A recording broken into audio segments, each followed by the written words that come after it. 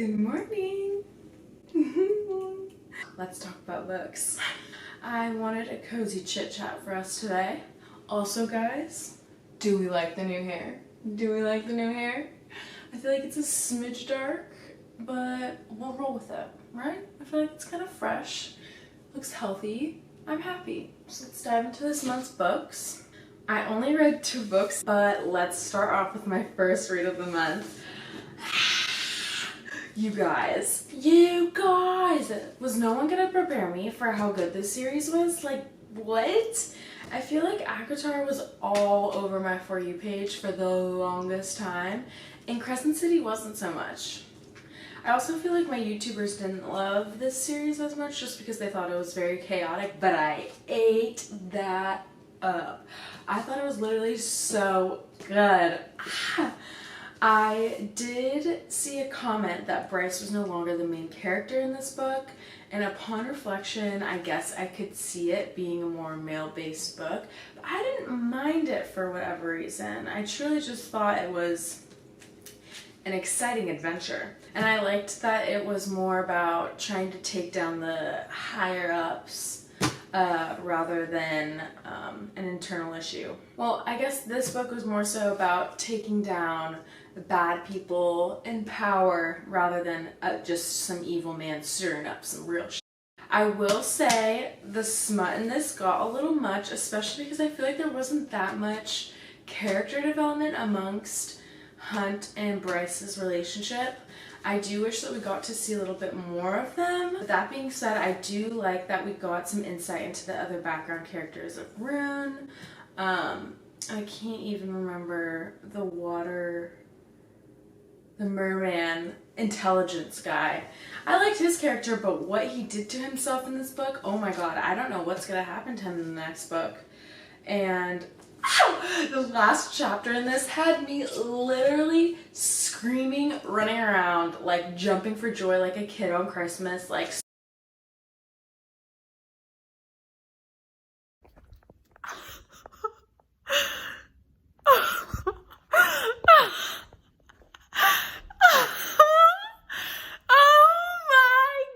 God. So embarrassing. If you saw my vlog, you would know. Yeah, like Mason was very confused. And I've seen predictions that the next Crescent City book that comes out in January is going to be also the next book in ACOTAR, and oh my god, that would be so iconic. But considering how large this behemoth of a book is, if Sarah J. Maas was truly to combine the 2 series, this thing is gonna have to be like 2,000 pages. Because so much was achieved in this book, but so much more is gonna have to be if she's, double dipping. But what did I love most about this book? I don't know, I just felt like I was thoroughly hooked from the first page. That's all I gotta say. That's all I gotta say. I am waiting for January, like counting down the days. I need this immediately. But this took a lot of this month, so that's why I'm kind of disappointed that I only read 2 books, but be patient with me. As I had said in my last book reading video, I predicted that I was going to read this my year of rest and relaxation. I guess it's kind of fitting for me to be in bed.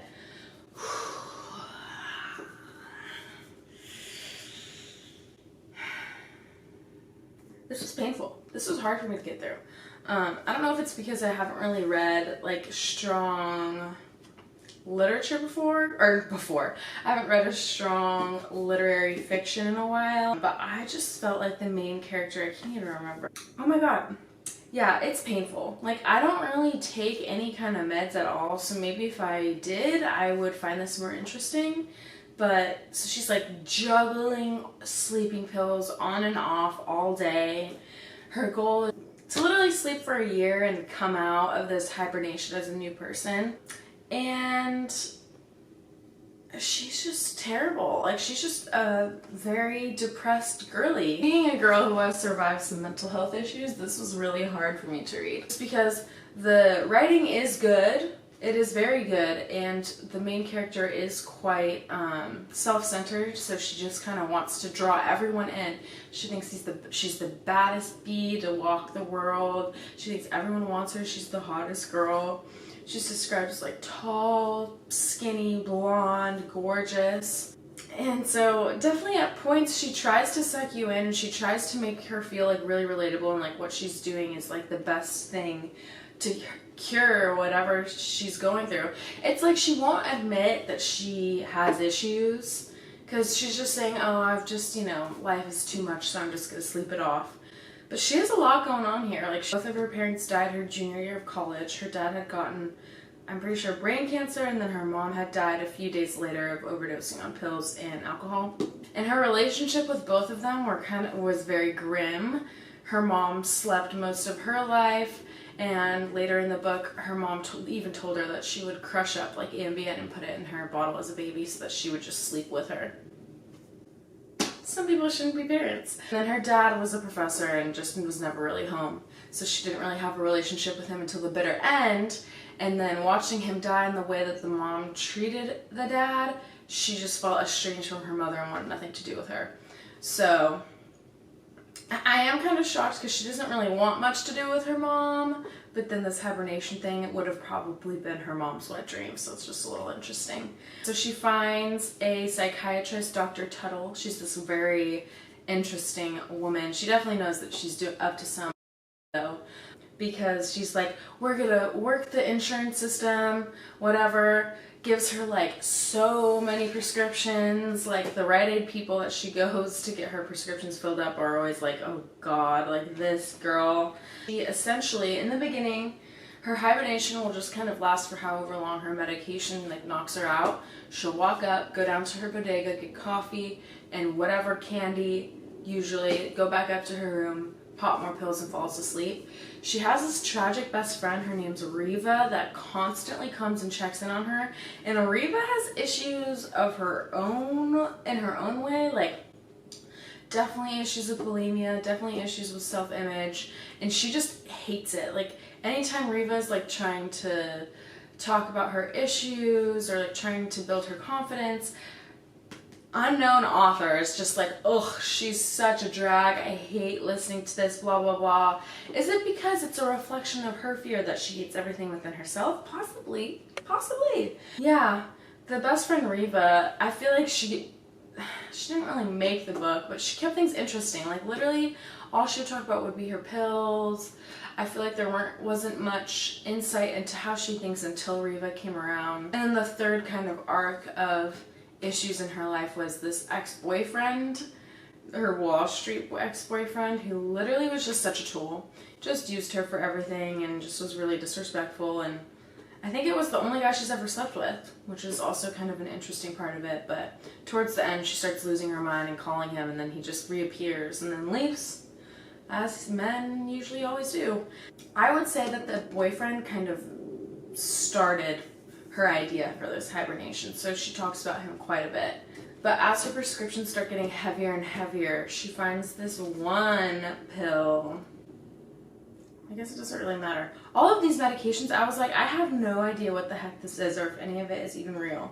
But towards the end of the book, she makes an agreement with one of her art friends to make a study on her, because she would take this pill, well, not really recreationally, because she would take it to fall asleep, and then she would wake up 3 days later and she would find like Polaroids of her out and about, so much stuff that she had bought, and she would have not a single clue of what she had done for 3 whole days. She would have like a 3-day blackout. So that inspired her to make the agreement with her art friend to study her in her apartment. She literally took everything out of her apartment. She let her best friend take all of her designer clothes, which made her life. So for the last 6 months, her art friend is locking her into her apartment from the outside, and every 3 days he brings her pizza and whatever like little grocery list she will write whenever she wakes up. And then she does some squats, she does some push-ups, she does some laundry, and then takes a shower and then goes right back to bed.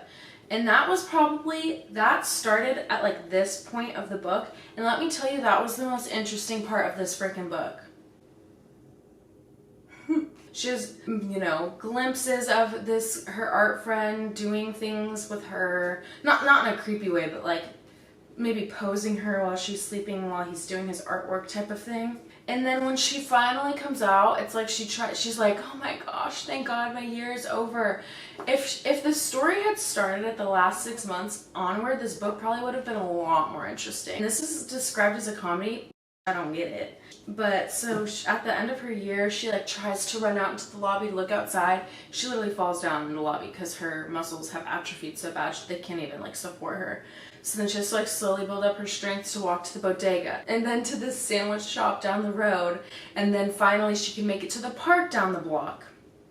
Crazy little things. And she just has the most happy lens of life, and she's just like so happy to interact with humanity again. She feels like she's born anew. It's a very lighthearted, like, oh, life is so precious type of perspective. And it's kind of crazy because this book is based in the 2000s, and her best friend had gotten a big promotion during her year of rest and relaxation, and it was based in the World Trade Center. So then like the last chapter talks about how she never saw her best friend again. And she saw on one of the news reports, she swears she saw her friend jump out of the building because of the shoes that she was wearing. And it's just like so tragic. This book is so tragic through and through. So if you're gonna read this,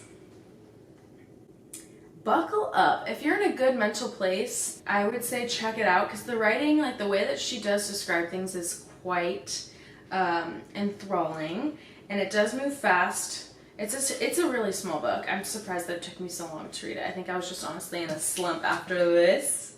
But yeah, so these are my 2 books that I read this month. And guess what, guys? I started 4th Wing. Oh yeah! And I'm also traveling a lot this month, so I'm hoping to read a lot more books in July. Okay, I have been jibber-jabbering for a very long time. I hope you guys had a great month of June. Can you believe we're already in July? 2023 is going by so fast and I don't know how to feel. Okay, love you guys. I'll see you next week. Bye!